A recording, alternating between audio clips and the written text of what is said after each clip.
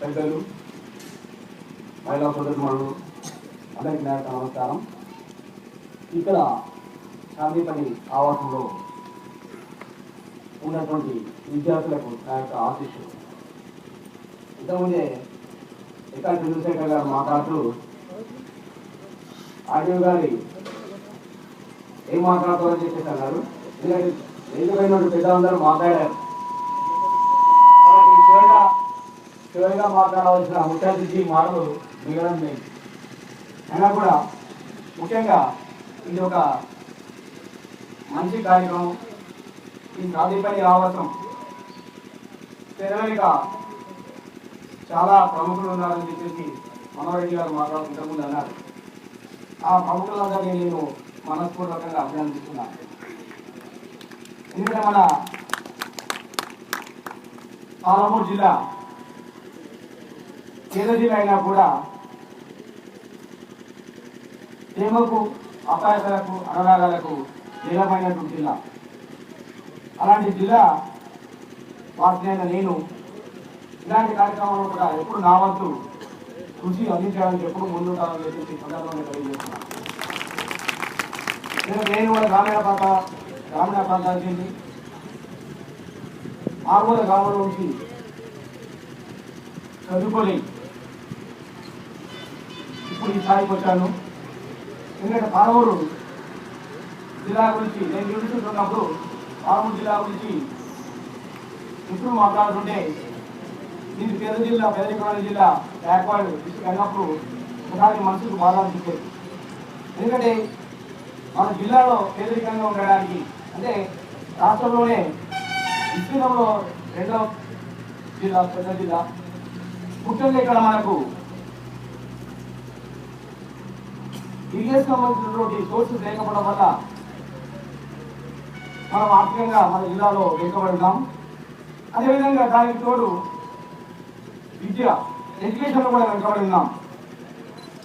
అలాంటి పరిస్థితుల్లో కూడా రాష్ట్ర ప్రభుత్వంతో పాటు అన్ని మీకు ఆర్జిస్తున్నాం.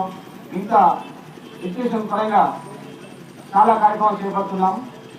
అయినా కూడా ముఖ్యంగా గ్రామీణ ప్రాంతంలో ఉన్నటువంటి అనేక తల్లిదండ్రులు వాళ్ళ ఆర్థిక పరిస్థితి వల్ల పిల్లల్ని పాఠశాలకు పంపించకుండా కార్మికులుగా మార్చడానికి ప్రయత్నిస్తున్నారు. అలాంటి బాల కార్మికుల్ని చేరదీసి వాళ్ళ ఒక మంచి పౌరులుగా, మంచి విద్యావంతులుగా, మంచి నడవడిక కలిగే వ్యక్తులుగా తయారు చేసి సమాజానికి అందిస్తున్నటువంటి ఈ శాంతిపల్లి ఒక దీన్ని ఎన్నుకున్నటువంటి పెద్దలందరినీ మరొకసారి అభినందిస్తున్నాను. ఎందుకంటే ఏ కార్యక్రమం చేపట్టాలన్నా దానికి తెర ముందు కంటే తెర వెనుక వాళ్ళు ముఖ్యం. అదేవిధంగా ఇక్కడ కూడా చాలా మంది తెర వెనుక ఉండి ఈ మంచి కార్యక్రమాన్ని పనిచేస్తున్నారు. ముఖ్యంగా ఇక్కడ విద్యార్థులు దాదాపు 10th పిల్లలు ఉన్నారు కొంతమంది. నేను చెప్పేది ఏంటంటే మనం మాతృభాషలో విద్యా పొందిన వాళ్ళని ఈ కాంపిటేటివ్ ఎగ్జామ్స్ లో కూడా కట్టుబడి చేసి మాతృభాష విద్యా తీసుకున్నట్టు విద్యార్థులే ముందుంటున్నారు. అది వాస్తవం. మన పట్టణ ప్రాంతంలో ఉన్నటువంటి ఇంగ్లీష్ మీడియంలో ఉన్నటువంటి విద్యార్థులు మన పోటీ ప్రపంచంలో వాళ్ళే ముందుంటారు అనుకుంటున్నాం. కానీ రిజల్ట్ చూసినట్లయితే గ్రామీణ ప్రాంతం నుంచి వచ్చినటువంటి మాతృభాషలో అంటే తెలుగు మీడియంలో విద్యను అభ్యసించిన వాళ్ళే ఈ కాంపిటేటివ్ ఎగ్జామ్స్ లో కూడా ఈవెన్ సివిల్ సర్వీసెస్ కానీ గ్రూప్ 1 గ్రూప్ 2లో కూడా వాళ్ళందరూ ముందుంటున్నారు. అది కాబట్టి విద్యార్థులు విషయాన్ని గుర్తించాలని చెప్పేసి తెలియజేస్తూ, ఎందుకంటే ఇక్కడ ఉన్నటువంటి విద్యార్థులందరూ ఈ సరస్వతి రోజుల్లో కూడా చదువుకుంటున్నారు అని చెప్పేసి ముందు సెక్రటరీ గారు చెప్పారు. అదేవిధంగా చంద్రశేఖర్ గారు సమాధాన నేను సంఘ సభ్యునే. ఎందుకంటే సంఘంతో నాకు పరిచయం ఉంది. ఎందుకంటే కాకతీయ యూనివర్సిటీలో చదివినప్పుడు అక్కడ వరంగల్లో కూడా అప్పుడు పరిస్థితులు అంటే దాదాపు 84 to 85లో పరిస్థితులు కొద్దిగా చాలా తీవ్రంగా ఉండేవి. అలాంటి మూమెంట్ కూడా నేను సంఘంలో పనిచేశాను. ఎందుకంటే ఆ సంఘంతో నాకు ముఖ్యంగా అది అధికారి కాకుండా కూడా సేవా కార్యక్రమంలో కూడా ఎప్పుడు పాల్పంచుకోవాలని చెప్పేసి అనుకుంటుంటాను, కంపల్సరీ పార్టిసిపేట్ అవుతుంటాను. ఇప్పుడు ఈ సాంఘిక ఆవాసం కోసం ఈ కార్యక్రమంలో కూడా నా వంతు కృషి నేను తప్పకుండా అందిస్తానని చెప్పి తెలియజేస్తున్నాను.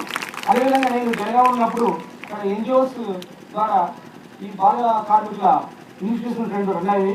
సో వాటికి ప్రభుత్వ పరంగా నేను రైస్ తర్వాత వాళ్ళకి మిడిల్ రూపంగా వచ్చేటట్టు అమౌంట్ను కూడా రిలీజ్ చేయడం జరిగింది. అలాంటి అవకాశం ఉంటే నేను కలెక్టర్ గారితో మాట్లాడి వెంటనే అలాంటి ప్రాసెస్ ఉంటే నేను తీసుకుంటాను.